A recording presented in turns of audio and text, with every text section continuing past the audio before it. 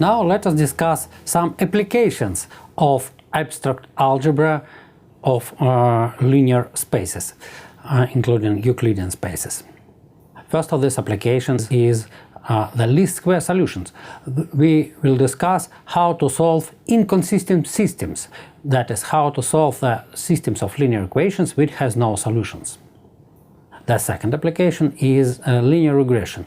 It is the most popular method of making prognosis of some temporary data.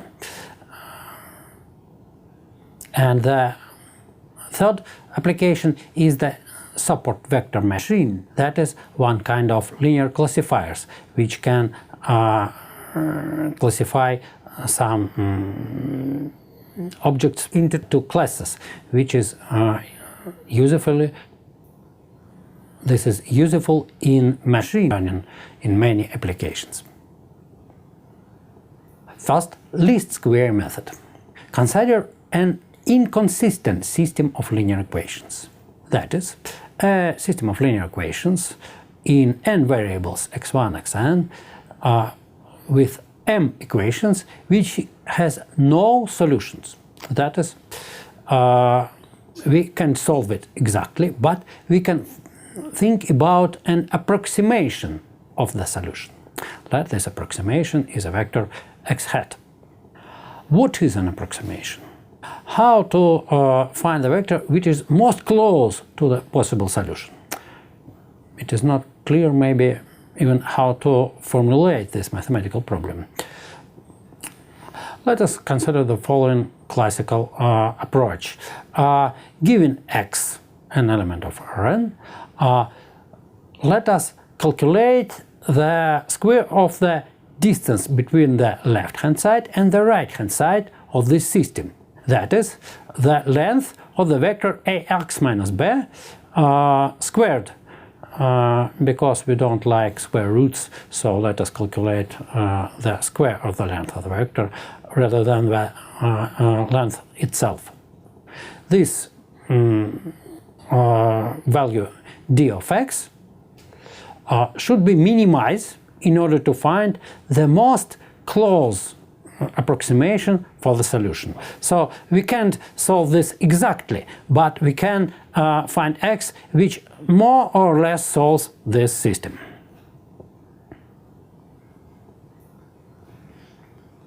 So our aim is to minimize d of x. Let us consider the geometric interpretation of it. So let L be the subspace of R generated by the columns of the matrix A.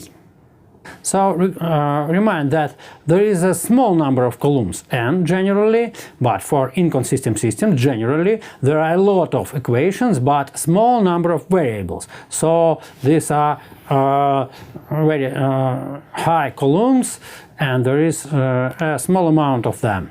So we have such a rectangular matrix A, and now d of x is the distance between b and ax squared.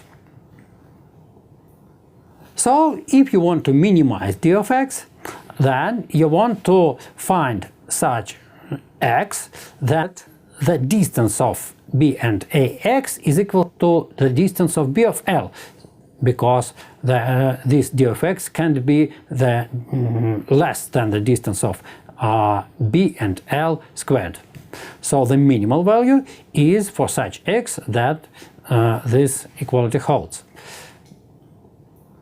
Now recall that this happens if ax is equal to the projection of the vector b onto L. Then d of x is equal to the length of the orthogonal component squared. How to find this x? Proposition. This x, which is the least square solution,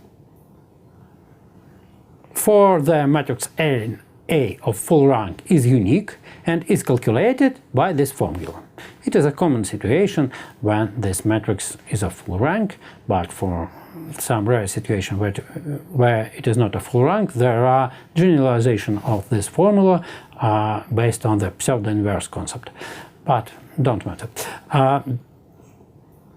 So look at this formula. This is more or less close to that formula of the projection. And now if you have this formula for x, then you can calculate d of x, and so this is the square distance, which is the equal to which is equal to the square of the orthogonal component of the vector b onto L. Proof. Let A small be the set of columns of A. Note that it forms a basis of the vector space L, because this set generate L, and all these columns are linearly independent because A is of full rank.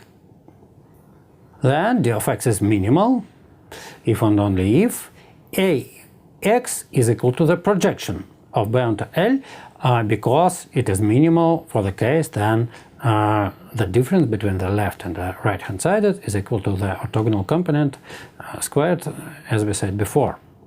So let us note that in this situation, if we assume that Ax is equal to the projection, then x hat is unique, because x hat is the vector such that if you multiply the first column by x hat 1 and plus the last column multiplied by x hat last coordinate, then it should be equal to this projection. So x hat represents the column of coordinates in the basis A of the projection. So because the coordinates are unique, then x hat is unique if it exists. Why it exists? Because if you choose x hat calculated by that formula that we have seen in the formulation of the proposition, then look, Ax is that At b. That is, this is a projection of the vectors of the vector b on L. So for x calculated by this formula, we get Ax is equal to projection. So for this x, d of x is minimal, and because it is unique, we deduce that x hat is equal to this thing. So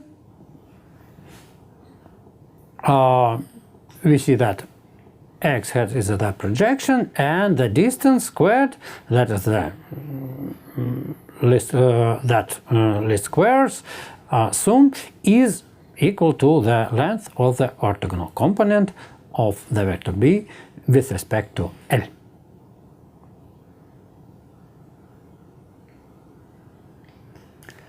Now, linear regression. This is the next application of those tools of the Euclidean spaces, and moreover it is an application of the least square method. Let us, for example, of application of the least square method, consider an unknown linear function. Suppose that some process on some, for example, set of data is described by a linear function on m variables, x1, xm. So it is linear with some unknown coefficients, c1, cm. To evaluate the coefficients, we can organize some experiments. In this experiments, we can measure both the vector x and the value y. Of course, we should accept that there might be possible errors in these coefficients. So maybe these values of x don't belong to this plane represented, or hyperplane, or the line represented by this formula. So we would like to minimize the error. Look at this picture, which represents the case of one dimension. So the unknown y, or the function y, is a function on one variable x, which is equal to x1, and then we have some points. Ideally, these points lie on the same line, but because of the errors of the experiments, these points are close to some line, but not exactly on the line. So look at the picture. There might be some optimal line or some non-optimal line. In this picture we see that the non-optimal line is far from the points we pick, and the optimal line is the closest in a sense. In what sense? We would like to minimize the error of the equalities for each experiment. The the equality should be of this form: y of x should be equal to what we calculate on the in the right hand side, or simply the scalar product of the ith x by the unknown vector c should be almost equal to the y sub I. Now let A be the matrix which rows are the x's from the experiments. So the ith row corresponds to the ith coefficient.